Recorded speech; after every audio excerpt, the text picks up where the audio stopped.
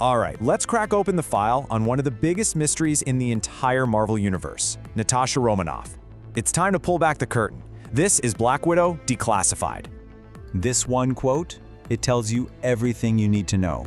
That's not a hero talking. That's the cold, hard logic of a spy. It's the voice of someone who's been conditioned their whole life, and it lays bare the conflict at her very core. Is she a weapon, or is she a person? And that is the big question, isn't it? Her journey is one of the most incredible transformations in all of comics. How does someone literally designed for deception and betrayal find a home among the greatest heroes? Well, that's exactly what we're going to figure out. To really understand the hero, you have to start with the villain. See, Natasha didn't show up wearing a cape. She stepped right out of the shadows of the Cold War, a perfect reflection of the paranoia of that time. Her original job was simple. Back in April 1964, she was the classic femme fatale spy, sent to take down the all-American industrialist Tony Stark. And she was so good at her job, she even tricked the hero Hawkeye into fighting for her. But you know, by 1966, something started to change. The first cracks in that programming appeared, and she made the choice to defect, starting that long, hard road to becoming a hero. And let's be really clear about this. Her creation was totally intentional. She wasn't some misunderstood anti-hero. Nope, she was a full-on villain, a smart, charming, and deadly adversary, built from the ground up to be the perfect enemy for an American icon like Iron Man. But of course, characters grow. That tool of the state was about to become a hero on her own terms. This is the reinvention that would change everything for her. You can see this shift just by looking at the words used to describe her. Manipulator turns into ally, antagonist becomes Avenger. She didn't just switch teams, she fundamentally rewrote her own identity from the inside out. Every hero needs that look, right? Well, in 1970, Natasha got hers, and this redesign was a huge turning point. That sleek black jumpsuit and that fiery red hair, it moved her past the old spy cliché and cemented her new identity as a true superhero. It's a look that's now an absolute staple of the Marvel Universe. And you can tell just how crucial she became by looking at her resume.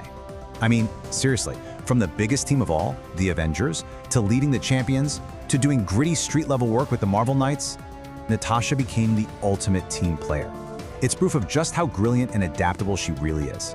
But how? How did she become so good at, well, everything?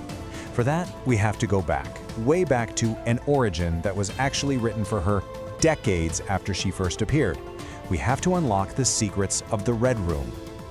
The Red Room. This is where all of her power and all of her pain comes from. This isn't just some tough training academy, it's a brutal production line for living weapons. This program didn't just train her, it completely broke her down and rebuilt her into the perfect spy, stripping away who she was and programming her for one thing: loyalty.